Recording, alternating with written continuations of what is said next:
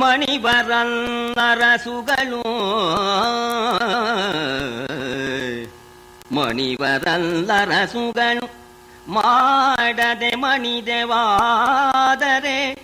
ಅಕೀರ್ತಿ ಕಾಮಿನಿ ಕುಣಿವಳೈ ತ್ರೈ ಜಗದ ಜಿಹ್ವಾರಂಗ ಮಧ್ಯದಲ್ಲಿ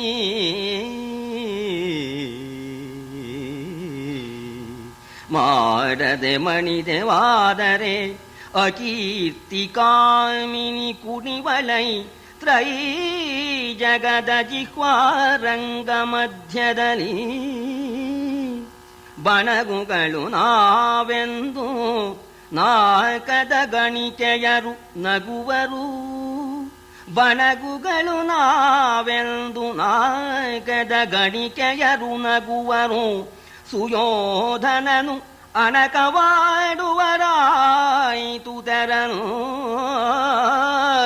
ಸುಯೋಧನನು ಅಣಕವಾಡುವರಾಯಿತು ತೆರನೆಂದು ಅರಸ ಬಿಸು ಸುಯ್ದ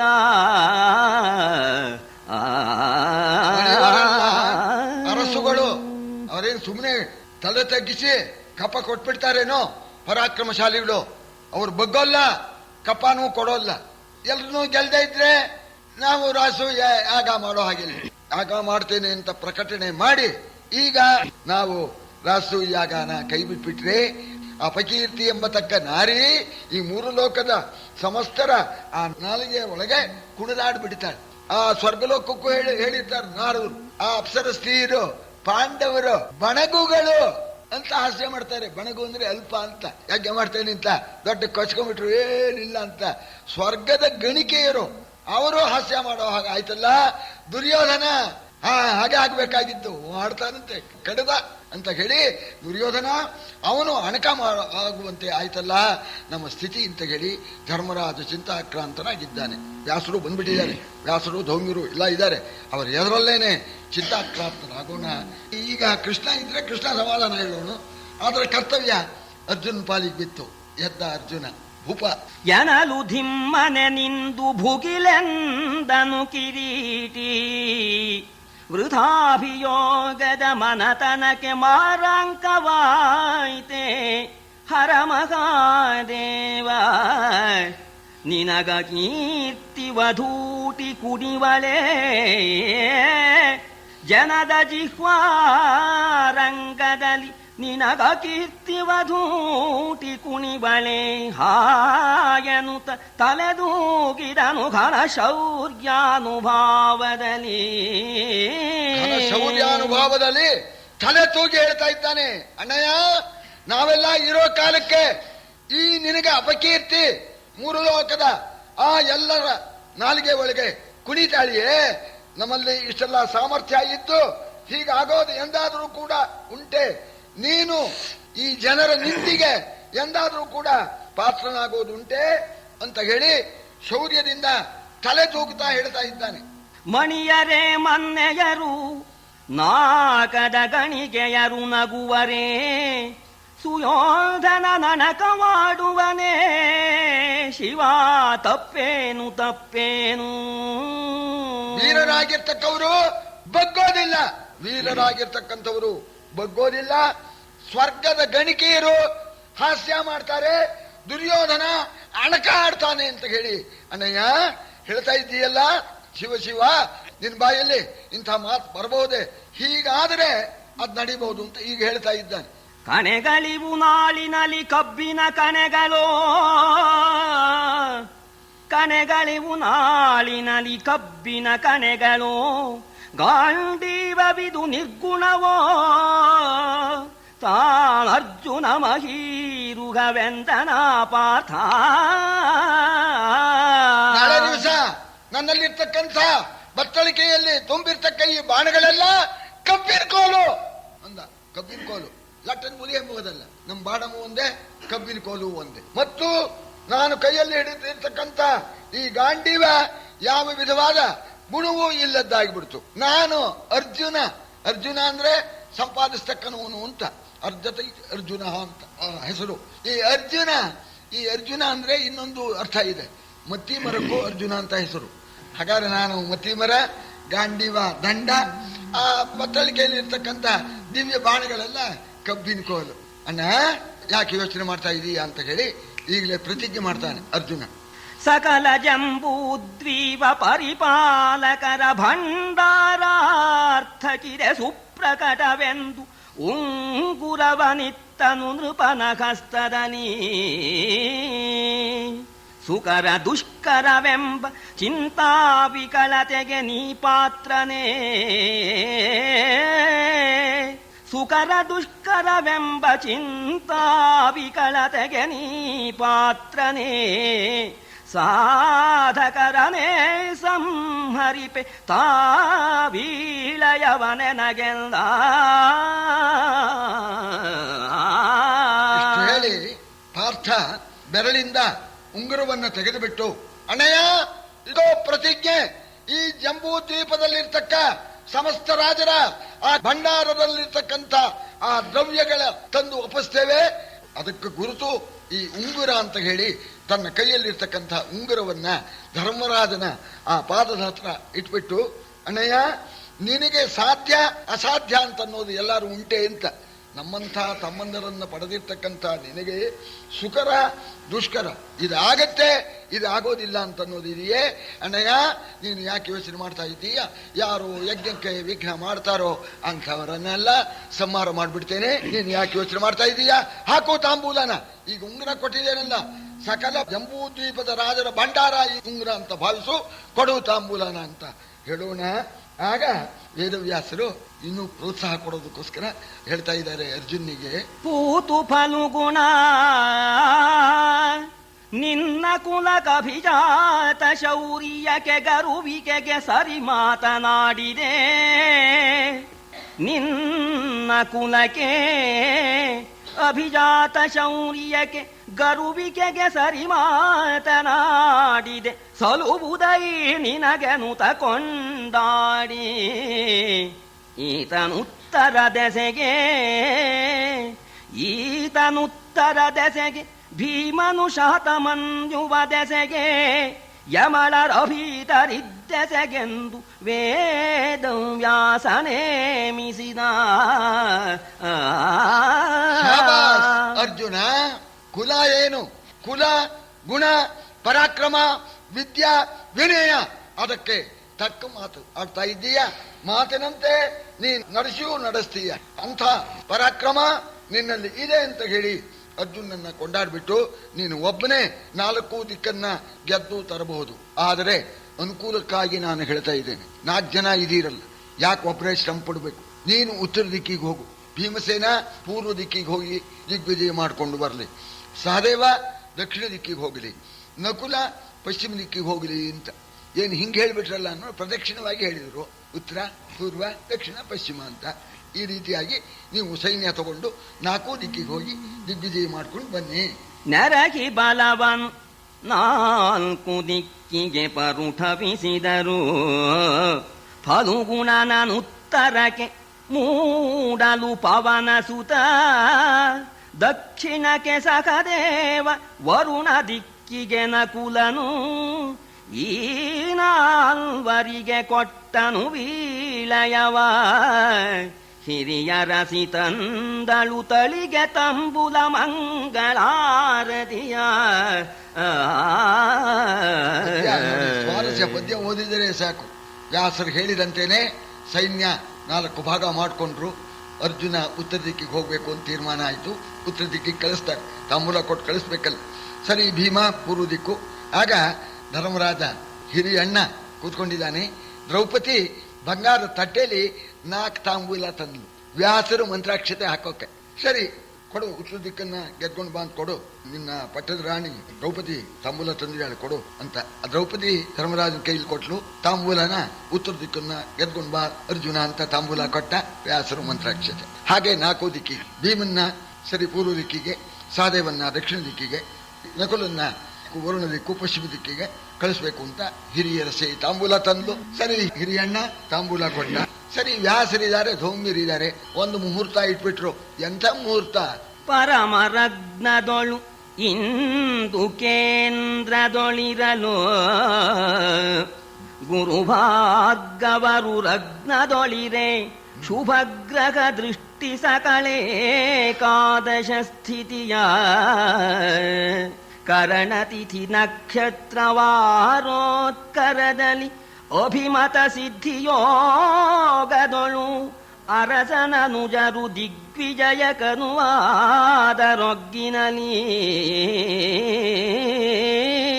ಒಳ್ಳೆ ಲಗ್ನ. ಚಂದ್ರ ಕೇಂದ್ರದಲ್ಲಿ ಇದ್ದಾನೆ. ಲಗ್ನದಲ್ಲೇ ಗುರು ಶುಕ್ರರು. ಇನ್ನೇನಾಗ್ಬೇಕಾಗಿ? ಲಗ್ನದಲ್ಲಿ ಗುರು ಶುಕ್ರರು. ಎಲ್ಲ ಗ್ರಹ ದೃಷ್ಟಿಯು ಏಕಾದಶ ಸ್ಥಾನಕ್ಕಿತ್ತಂತೆ. ಇಂಥದ್ದು ಸೇರೋದು ಅಪರೂಪ. ಅವತ್ತು ಸೇರ್ಬಿಟ್ಟಿದೆಯಂತೆ. ತಿಥಿ ವಾರ ತಥಾವಾರ ತಿಥಿರ್ ವಿಷ್ಣು ತಥಾವಾರ ಅಂತ ಹೇಳ್ತಾರಲ್ಲ, ಎಲ್ಲ ಸೇರಿಬಿಟ್ಟಿತ್ತಂತೆ. ಅದೆಲ್ಲ ಸೇರಿದಾಗ ಆ ತಿಥಿ ವಾರ ನಕ್ಷತ್ರ ಯೋಗ ಕರಣ ಇದೇ ಪಂಚಾಂಗ. ಆ ಲಗ್ನ ಅದು ಸೇರಿದಾಗ ವ್ಯಾಸರು ಹೇಳಿಬಿಟ್ಟಿರುತ್ತೆ ಇದೊಂದು ಯೋಗ. ಅಭಿಮತ ಸಿದ್ಧಿ ಯೋಗ. ನಮಗೆ ಏನು ಅಪೇಕ್ಷೆ ಇದೆಯೋ ಅದು ಸಿದ್ಧಿಸುತ್ತೆ ಅನ್ನೋ ಯೋಗ ಅಂತ ಹೇಳಿ ಒಳ್ಳೆ ಯೋಗ. ಪ್ರಯಾಣ ಮಾಡಿ ಅಂತ ವ್ಯಾಸರು ಅಪ್ಪಣೆ ಮಾಡಿದ್ದಾರೆ. ಆಗ ಪ್ರಯಾಣ ಮಾಡಿದ್ರು ಅಂತ. ಈ ಒಟ್ಟಿಗೆ ಹೇಳೋಕ್ಕಾಗೋಲ್ಲಲ್ಲ, ಒಬ್ಬೊಬ್ಬರದ್ದಾಗಿ ತಾನೇ ಹೇಳಬೇಕು. ಇವ್ರು 4 ಜನರು ಪ್ರಯಾಣ ಮಾಡಿದ್ರು. ಯಾವ ರೀತಿ ಪ್ರಯಾಣ ಮಾಡಿದ್ರು? ಅರಸ ವೇದಂ ವ್ಯಾಸಧೌಮ್ಯಾದ್ಯರಿಗೆ ಬಲವಂದರಗೆ ಕುಂತಿಯ ಚರಣ ಧೂಳಿಯ ಕೊಂಡು ವಿಪ್ರಂ ವ್ರಜಕ್ಕೆ ಕೈ ಮುಗಿದು ಅರಸಿಯರು ದೂರ್ವಾಕ್ಷತೆಯ ದಧಿ ವಿರಚಿದ ಮಾಂಗಲ್ಯವನು ವಿಸ್ತರಿಸೆ. ಅರಸಿಯರು ದೂರ್ವಾಕ್ಷತೆಯ ದಧಿ ವಿರಚಿದ ಮಾಂಗಲ್ಯವನು ವಿಸ್ತರಿಸೆ. ಬಹುವಿಧವಾದ್ಯದಲ್ಲಿ ಹೊರವಂಟರ ಅರಮನೆಯ. ಹೊರಡೋ ಕಾಲಕ್ಕೆ ವೇದವ್ಯಾಸರು, ಧೌಮ್ಯರು, ಧರ್ಮರಾಜ ಈ ಮೂವರಿಗೂ ಕೂಡ ಪ್ರದಕ್ಷಿಣೆ ನಮಸ್ಕಾರ ಮಾಡಿದ್ದಾರೆ. ಪ್ರದಕ್ಷಿಣೆ ನಮಸ್ಕಾರ ಮಾಡಿ ತಾಯಿ ಹತ್ರ ಹೋಗಿ ಕುಂತಿ ನಮಸ್ಕಾರ ಮಾಡಿ ಕುಂತಿ ಪಾದ ಧೂಳಿಯನ್ನ ತಿಲಕವಾಗಿ ಇಟ್ಕೊಂಡು ಹೊರಡೋದಕ್ಕೆ ಸಿದ್ಧರಾದಾಗ ಅವರವರ ರಾಣಿಯರು ಬಂದು ಆರತಿ ಮಾಡಿದರಂತೆ. ಈ ದಧಿ ಕೊಡಬೇಕು ಅಂತ. ಇದು ಪ್ರಯಾಣ ಕಾಲದಲ್ಲಿ ಮಂಗಳ ಅಂತ. ದಧಿ, ದೂರ್ವ, ಅಕ್ಷತೆ ಎಲ್ಲ ಕೊಟ್ಟು ಆರತಿ ಮಾಡಿದ್ದಾರೆ. ಮಂಗಳಕರವಾದ ಆರತಿಯನ್ನ ರಾಣಿಯರಿಂದ ಪಡೆದು ಮಂಗಳ ವಾದ್ಯಗಳು ಬಾರಿಸ್ತಕ್ಕಂಥ ಕಾಲಕ್ಕೆ 4 ಕೂಡ ತಮ್ಮ ತಮಗೆ ಹೇಳಿರ್ತಕ್ಕಂಥ ದಿಕ್ಕಿಗೆ ಪ್ರಯಾಣ ಮಾಡಿದ್ರು. ಒಂದೊಂದಾಗಿ ಹೇಳಬೇಕಲ್ಲ. ಸರಿ, ಇದು ಪ್ರದಕ್ಷಿಣೆಯಾಗಿ ಹೇಳ್ತಾರೆ ಇವರು. ಮೊದಲು ಉತ್ತರ ದಿಕ್ಕಿಗೆ ತಾನೆ ಅರ್ಜುನ ಹೋಗೋದು. ಮೊದಲು ಉತ್ತರ ದಿಕ್ಕಿನ ಆ ಅರ್ಜುನ ಗೆದ್ದು ಬಂದಿರ್ತಕ್ಕಂಥ ವಿಚಾರ ಹೇಳ್ತೇನೆ, ಕೇಳು. ಅರಸ ಕೇಳೈ ಮೊದಲ ಅರ್ಜುನ ಚರಿತವನು ವಿಸ್ತರದಲ ರೂಪುವೆನು. ಉರುಪರಾಕ್ರಮಿ ನಡೆದು ಬಿಟ್ಟನು ಸಾಲ್ವ ದೇಶದಲ್ಲಿ.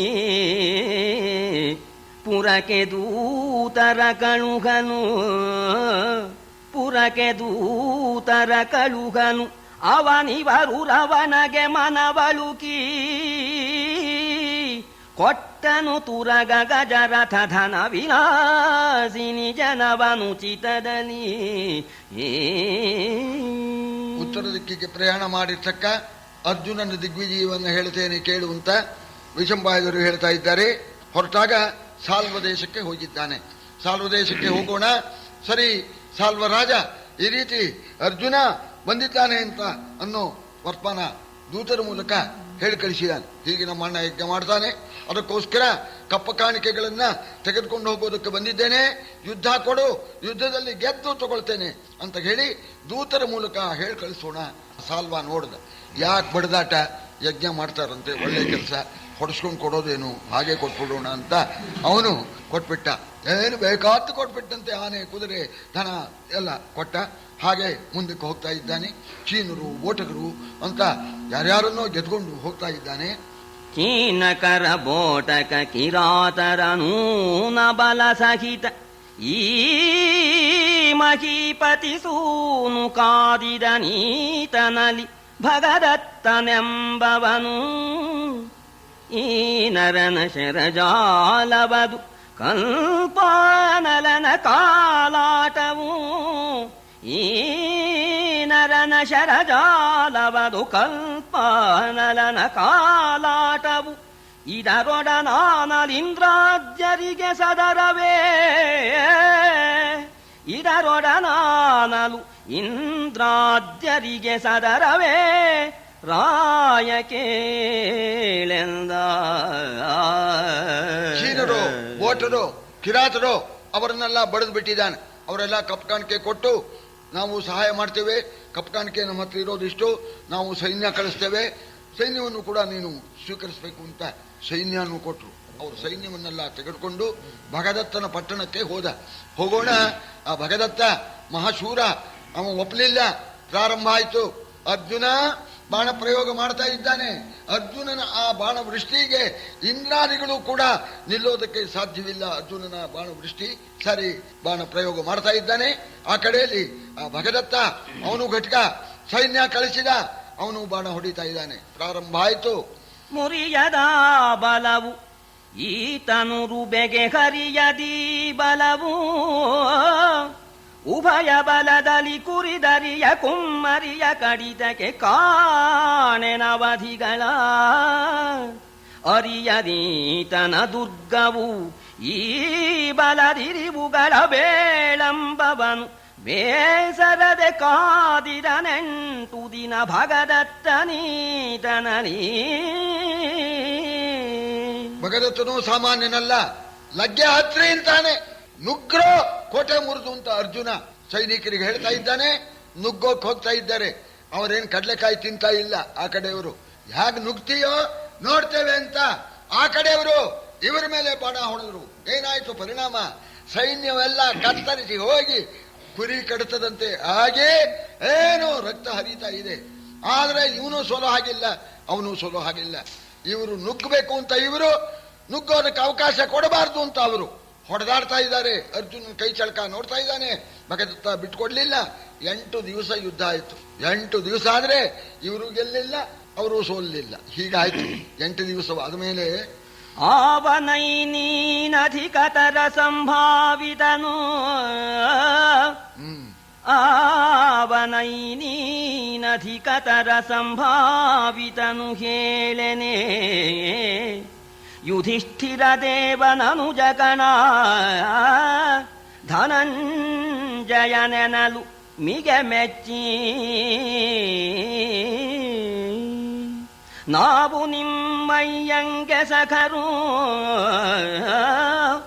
ನಾವು ನಿಮ್ಮಯ್ಯಂಗೆ ಸಖರು ಇಂದಾವು ನಿನ್ನವರು ಏನು ಬೇಹುದು ನೀವೆಮಗೆ ಕಡುಮಾನ್ಯರೆಂದನು ಕಂಡನರ್ಜುನನ ಆಶ್ಚರ್ಯಪಟ್ಬಿಟ್ಟ ಭಗದತ್ತ. ಯಾರಿಗೂ ಸೋಲೋನಲ್ಲ, ಇವನು ಯಾವನೋ ಮಹಾನುಭಾವ ಇರಬೇಕು ಅಂತ. ಮಹಾರಾಜ ಭಗದತ್ತ ಬಂದ. ಯಾವನಯ್ಯ ಮಹಾನುಭಾವ ನೀನು? ಯಾಕಯ್ಯ ಬಂದಿದೀಯಾ? ನಿನ್ನ ಹೆಸರೇನಯ್ಯ? ಏನು ಒಳ್ಳೆ ಜೋರಾಗಿದೀಯಾ ನೋಡ. ಆಗ ನಾನು ಧರ್ಮರಾಜನ್ ತಮ್ಮ, ಈ ನಮ್ಮಣ್ಣ ಯಜ್ಞ ಮಾಡ್ತಾನೆ, ಅದಕ್ಕೋಸ್ಕರ ಬಂದಿದ್ದೇನೆ ನೋಡ. ಮೊದಲೇ ಹೇಳಬೇಕೋ ಇಲ್ವೋ? ನಿಮ್ಮ ಅಪ್ಪನಿಗೂ ನನಗೂ ಗಳಸ್ಯ ಕಂಠಸ್ಯ ಅಂದ ಅವನು. ನಿಮ್ಮ ಅಪ್ಪನಿಗೂ ನನಗೂ ಗಳಸ್ಯ ಕಂಠಸ್ಯ. ಸುಮ್ಮನೆ ಬಡದಾಟ ಯಾಕೆ? ಏನಾಗ್ಬೇಕು ಹೇಳು? ಯಾಕೆಂದ್ರೆ ನಿಮ್ಮ ಅಪ್ಪನ ಸ್ನೇಹ. ಮೊದಲೇ ಹೇಳಿದ್ರೆ ನಾನು ಯುದ್ಧಕ್ಕೆ ಅವಕಾಶ ಕೊಡ್ತಾ ಇರ್ಲಿಲ್ಲ. ಯಾಕೆ ಬಂದಿದೀಯ? ನನ್ನಿಂದ ಏನಾಗ್ಬೇಕು ಅಂತ ಹೇಳಿದಾಗ ಅವನು ಸರಿ, ಅಪ್ಪನ ಸ್ನೇಹ ಅಂದ್ರೆ ಇಂದ್ರನ ಸ್ನೇಹ. ಆಗ ಅರ್ಜುನ ಹಾಗೆ ಅಂತ ನೀವು ಮುಂಚೆ ಅಂದಿದ್ರೆ ಅಪ್ಪನ ಸ್ನೇಹಿತ ಅಂತ ನಾನು ನಿಮ್ಮ ಮೇಲೆ ಇಲ್ಲಿ ಬಾಣ ಹೊಡಿತಿದ್ದೆ ಎಂದ ಇವ. ಆಗೋದು ಆಗೋಯ್ತಪ್ಪ, ಈಗ ಏನಾಗ್ಬೇಕು ನೋಡ. ನಮ್ಮ ಅಣ್ಣ ಯಜ್ಞ ಮಾಡ್ತಾರೆ, ಅದಕ್ಕೆ ಈ ಕಪ್ಪ ಕಾಣಿಕೆ ಬೇಕು ಅಂದ್ಬಿಟ್ಟು ಇಷ್ಟೇ ತಾನೇ ತಗೊಂಡು ಹೋಗು, ಬ್ಯಾಗಿನ ಗಟ್ಲೆ ಹೇರ್ಕೊಂಡು ಹೋಗು. ಸದ್ಯ 8 ದಿವಸ ಬಡದಾಡ್ಬಿಟ್ವಿ, ಸ್ವಲ್ಪ ವಿಶ್ರಾಂತಿ ತಗೋ. 1 ತಿಂಗಳು ಇಲ್ಲಿ ನಮ್ಮಲ್ಲಿರು. ಅಪ್ಪನ ಸ್ನೇಹ, ಅದರಿಂದ ನಿನಗೆ ಉಪಚಾರ ಮಾಡ್ತೇನೆ ನೋಡ್ತೀನಿ. ಆಗಲಿಂದ 1 ತಿಂಗಳಲ್ಲಿ ಪಟ್ಟಣದಲ್ಲಿ, ಭಗದತ್ತನ ಪಟ್ಟಣದಲ್ಲಿ ವಾಸ ಮಾಡ್ತಾ ಇದ್ದಾನೆ.